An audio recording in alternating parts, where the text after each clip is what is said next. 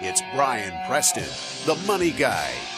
All right, Brian, let's talk a little bit about the 50s, because there are thousands of reasons that we may be behind in our 50s. Maybe life happened, maybe we have unique kid circumstances, maybe we had a job thing that we weren't planning on. There are no limits to why we might be behind our 50s, but unfortunately, some of us are. We had different visions, different ideas of what life would look like at this point, but perhaps it's different than what those visions were. Well, we're going to give tips to help even those that are behind in their 50s. But I want to, for all those that are out there self-congratulating, patting themselves on the back, even if you're ahead of schedule or right on track to where you should be, this is still a scary age. Yeah, sure. Because at 50, the runway is it's getting clearer and clearer. I mean, while you're planning in your 20s, 30s, and 40s, everything feels like it's on the back of a napkin because you're just basically shooting for a moving goal. When you're at your 50s, I mean, your mortality is becoming more and more a part of, hey, maybe I don't want to do this. Even if I love my day job, maybe I don't want to do this forever. It's really important that you're making sure you're crossing your T's, dotting your I's, and you actually know where you actually are in this process. So what are some ways that you can catch up? Or maybe if you're that person that Brian just described, what are some things that you can do to make sure that you don't get behind, to make sure that you haven't run the race so well to this place that you end up screwing up and getting off course? So here's the first thing you can do.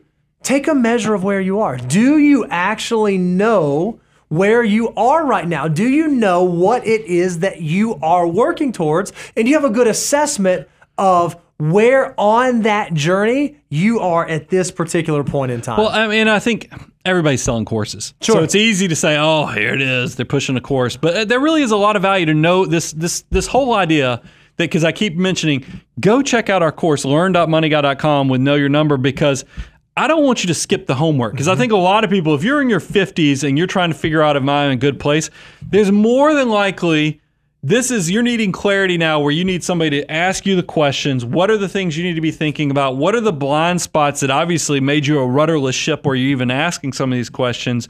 I think the homework assignments that we built in to Know Your Number is going to give people the clarity. So yeah, I want you to buy the course. I mean, I don't mind being transparent on that, but realize I tried to create anything we ever do. I want people to come out on the other side of it in a better place. It's not just about getting the money in from that. It's more about making sure people are accelerating their journey, because the bigger ask I want is I want you to be so successful that you actually become a client of our wealth management. Yep. This is just a loss leader in a lot of ways. If you think about all the salaries and everything else, just to accelerate or fast track your success journey. Another thing that you can do in your 50s is you can ask yourself this question: are my goals realistic? You know, I used to want to have the second home, or I wanted to move to the beach, or I wanted to step away from work at this specific age.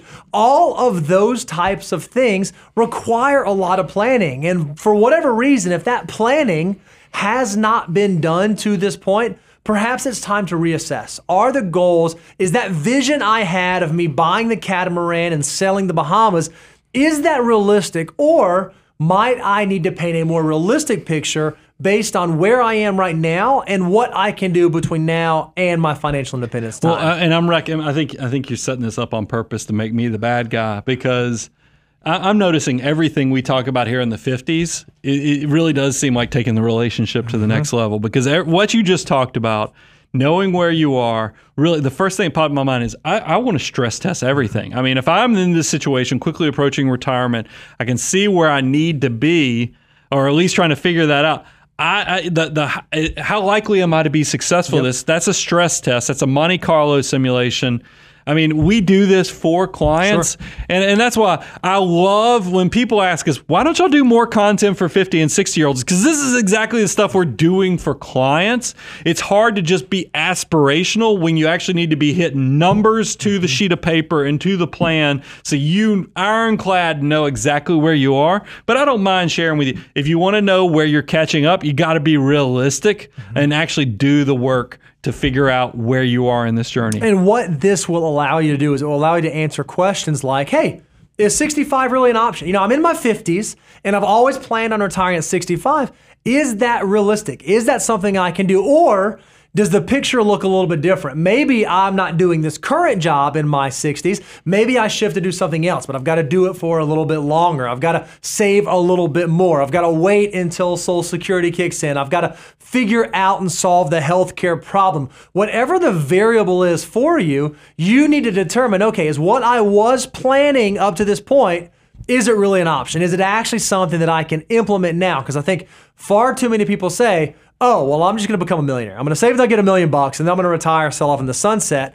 You need to understand what having $1 million actually and realistically means for your situation to make sure that it is the retirement or financial independence phase that you have been dreaming and planning about. Your financial life is complicated in this phase too. I mean, it's. I've always told you guys, I aspire for simplicity, but complexity finds you at all levels. Just because, especially somebody who's in their 50s and 60s.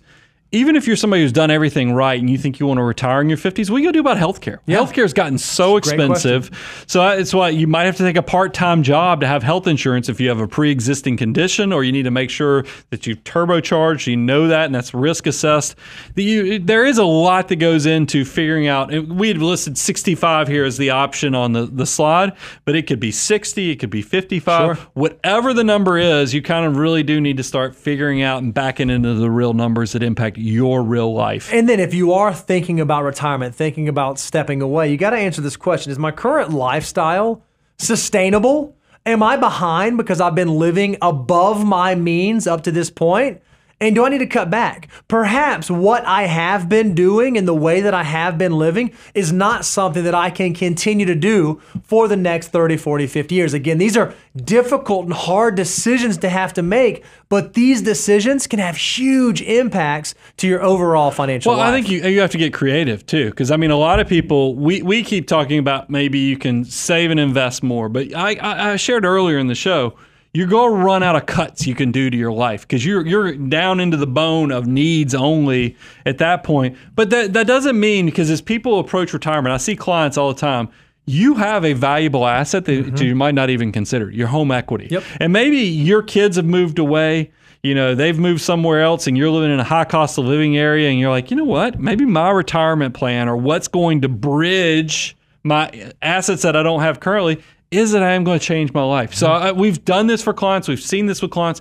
Maybe you're going to downsize from a $500,000 house to a $300,000 house in retirement. What that does is it's going to free up money that you can then put to work through investing. Now, look, I'm not telling you, because I can't stand the snake oil salesmen that come in and they say, hey, go refinance your house so we can throw it in the market. I'm not trying to get you more risk as you're already trying to play catch up. I'm just saying, hey, here's an option you have, because we tell you don't count use assets in your retirement projection, but there's nothing wrong if you actually plan on selling that asset that you're living in and then downsizing something.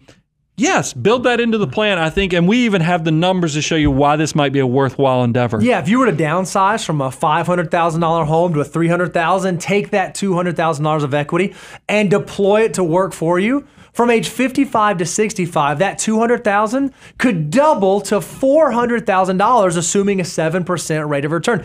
That $400,000 may have been the gap you needed to be able to step away from the workforce, to be able to bridge the gap to Medicare, to be able to wait for Social Security to kick in, to be able to fill in the blank. If you're behind, it's okay. Recognize that there are likely options you have at your disposal that can right the ship. And even in your 50s, you still have time.